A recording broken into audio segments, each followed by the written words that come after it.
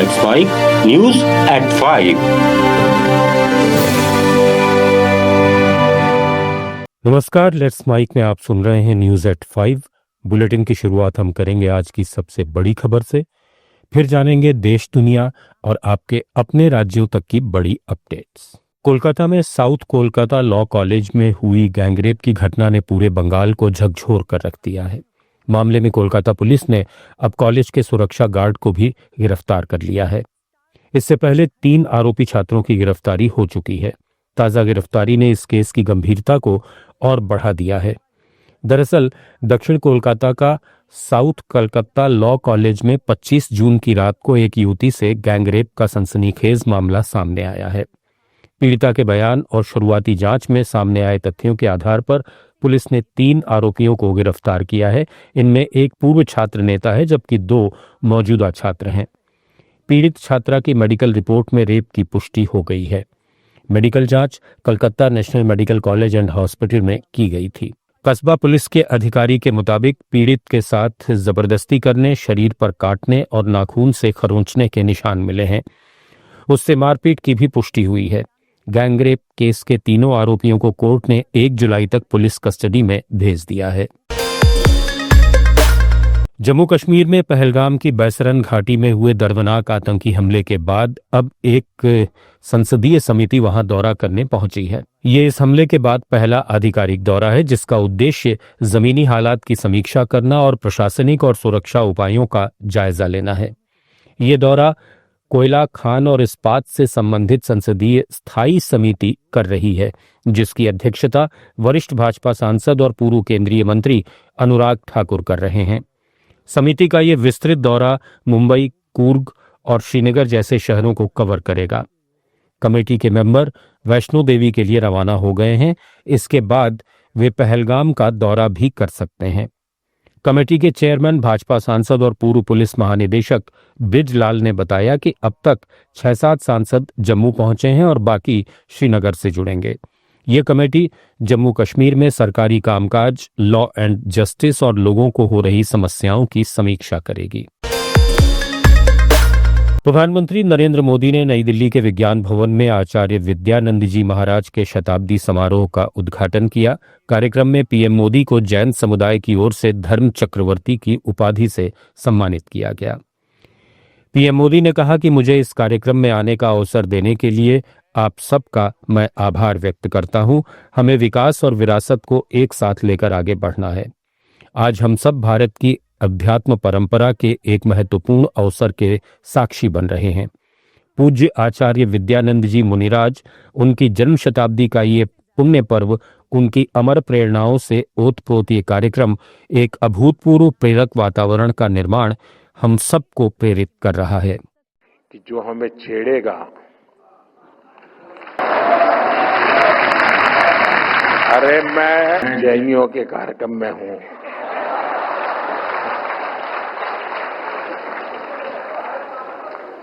अहिंसावादियों के बीच हूं और अभी तो आधा वाक्य बोला हूं और आपने पूरा कर दिया। कहने का तात्पर्य यह है कि भले शब्दों में नहीं कहा, शायद आप ऑपरेशन सिंदूर को आशीर्वाद दे रहे थे। भारत की चेतना को, हमारे संतों के अनुभवों को लेकर हमने देश के लिए अमृतकाल का विजन सामने रखा है। पंजाब की भगवंत मान सरकार ने जेलों में भ्रष्टाचार के खिलाफ बड़ा एक्शन लिया है।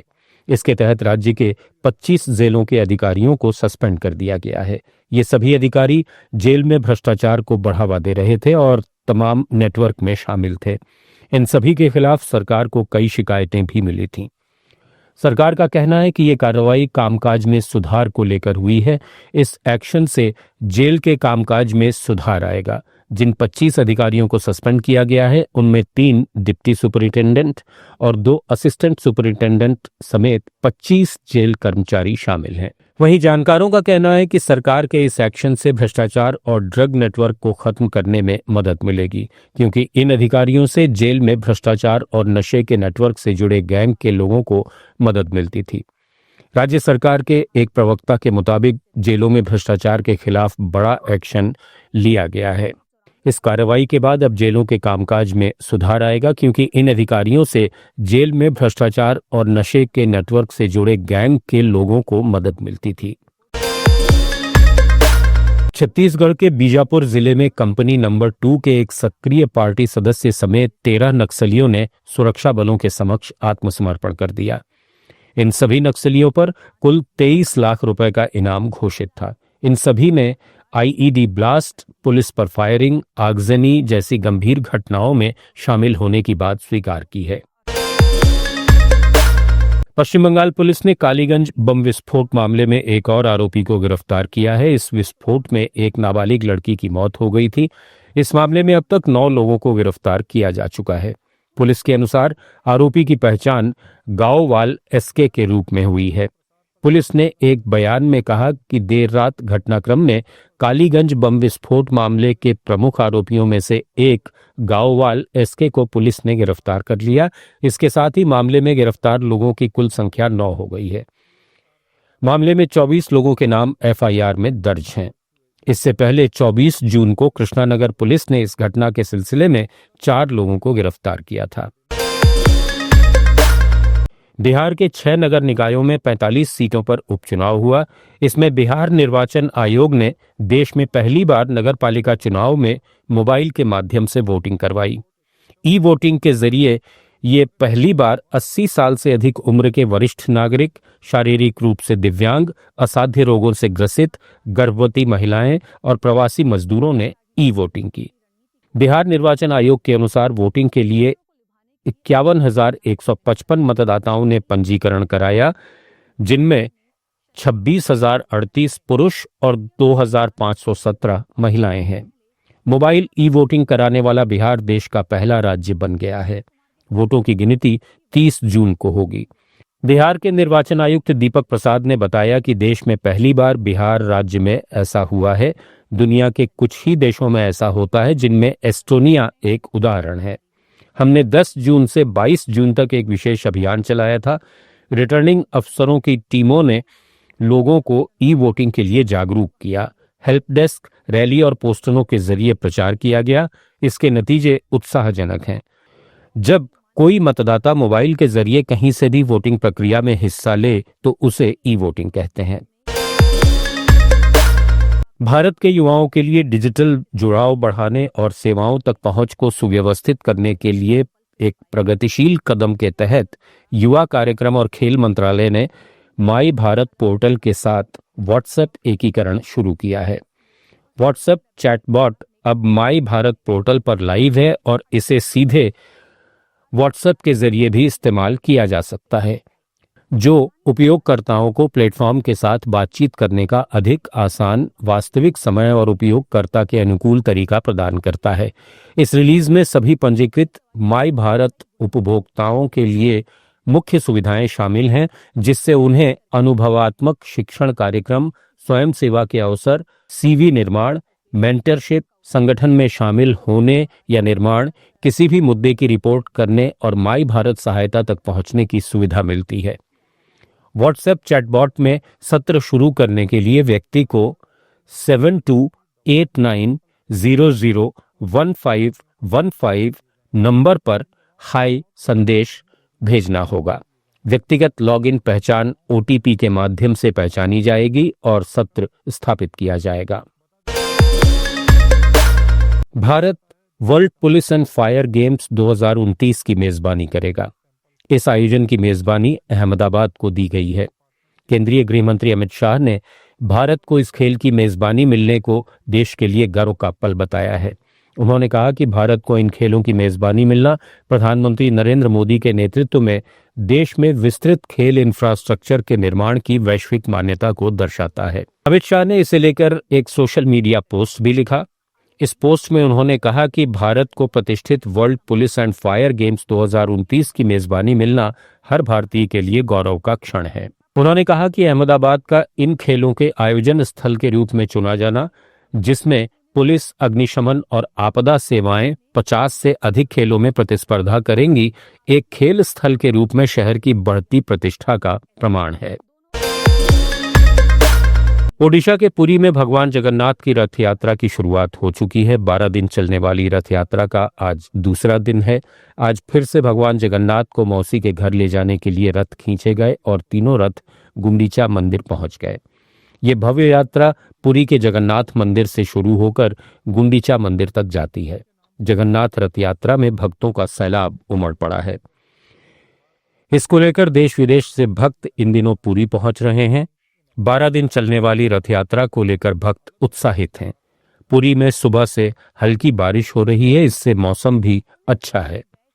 कल की अपेक्षा आज भीड़ 10 से 20% कम है, लेकिन आज भी कई लोग बीमार हो गए। शुक्रवार को रथ यात्रा में 10 लाख से ज्यादा लोग थे। देर शाम देवी सुभद्रा के रथ के आसपास भीड़ का दबाव बढ़ने से 625 श्रद्धालुओं की तबीयत बिगड़ गई। प्रशासन के मुताबिक 70 को अस्पताल में भर्ती किया गया, इनमें 9 की हालत गंभीर है। और अब खबरें दुनिया की। बांग्लादेश की राजधानी ढाका के खुलखेत इलाके में 26 जून को एक दुर्गा मंदिर पर बुलडोजर चलाए जाने के विरोध में बांग्लादेश बंद का आह्वान किया गया।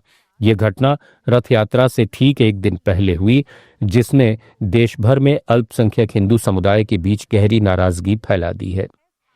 इसके विरोध में बांग्लादेश के कई शहरों में प्रदर्शन हुए, जबकि भारत की ओर से विदेश मंत्रालय ने सख्त रुख दिखाया। हिंदू, बौद्ध, ईसाई एकता परिषद और बांग्लादेश हिंदू महासंघ जैसे संगठनों ने मंदिर गिराए जाने को धार्मिक असहिष्णुता करार देते हुए अंतरिम यूनुस सरकार की आलोचना की है। बांग्लादेश बंद के जरिए हिंदू संगठन भारत सरकार और अंतर्राष्ट्रीय समुदाय का ध्यान इस मुद्दे की ओर खींचना चाहते हैं। वहीं भारत सरकार ने संकेत दिया है कि वो इस मामले को कूटनीतिक स्तर पर और सख्ती से उठाएगी। भारत ने इस घटना पर कड़ी प्रतिक्रिया दी है।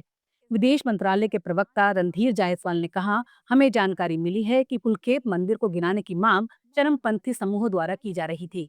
ऐसे में सरकार का काम मंदिर की सुरक्षा करना था, लेकिन उन्होंने उसे अवैध निर्माण बताकर ढहा दिया। बता दें कि बांग्लादेश में हिंदू समुदाय की आबादी लगभग 8 से 9% है। हिंदू संगठनों के दावों के मुताबिक पिछले कुछ वर्षों में दुर्गा पूजा पंडालों, मंदिरों और मूर्तियों पर हमलों की घटनाएं बढ़ी हैं।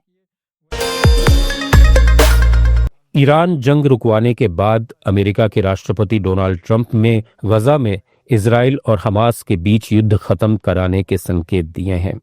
उन्होंने पत्रकारों से बात करते हुए कहा कि हमें लगता है कि अगले हफ्ते के भीतर सीज फायर हो जाएगा। ट्रंप ने व्हाइट हाउस के ओवल ऑफिस में एक कार्यक्रम के दौरान कहा, मैंने सीज फायर कराने की कोशिश में शामिल कुछ लोगों से बात की है। मुझे लगता है कि ये बहुत करीब है। हालांकि ट्रंप ने ये नहीं बताया कि उन्होंने किससे बात की है। इसके साथ ही एक बार फिर ट्रंप ने भारत और पाकिस्तान के बीच संघर्ष विराम कराने की बात दोहराई है। राष्ट्रपति ट्रंप ने कहा, कुछ ही महीनों में हम Bharat, Pakistan, Israel, Iran, DRC, Rwanda और कुछ अन्य देशों के बीच शांति स्थापित करवाने में कामयाब रहे हैं। ट्रंप ने कहा, अगर आप भारत और पाकिस्तान को देखें तो हमारे पास 2 महान नेता हैं और वे इसे रोकने में सक्षम थे। वे एक बड़ी लड़ाई के बीच में थे। आने वाले महीनों और सालों में मेरा प्रशासन सभी के साथ मिलकर काम करना जारी रखेगा। डोनाल्ड ट्रंप कई बार भारत और पाकिस्तान के बीच संघर्ष विराम कराने का दावा कर चुके हैं। हालांकि भारत ने संघर्ष विराम में अमेरिका और ट्रंप की भूमिका को नकारा है। वहीं पाकिस्तान ने कई बार संघर्ष विराम के लिए राष्ट्रपति ट्रंप और अमेरिका का शुक्रिया अदा किया है। This is a tremendous breakthrough. In a few short months, we've now achieved peace between India and Pakistan, Israel and Iran, and the DRC and Rwanda, and a couple of others also. Serbia,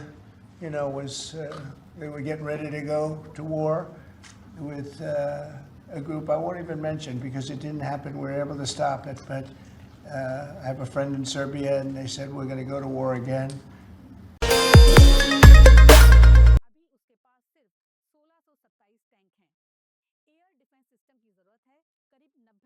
की, लेकिन stock में है सिर्फ 35। रक्षा अनुसंधान यानी R&D में भी Europe का। आप सुन रहे थे let's mike more than radio. Follow कीजिए हमें हमारे सोशल मीडिया प्लेटफॉर्म्स पर।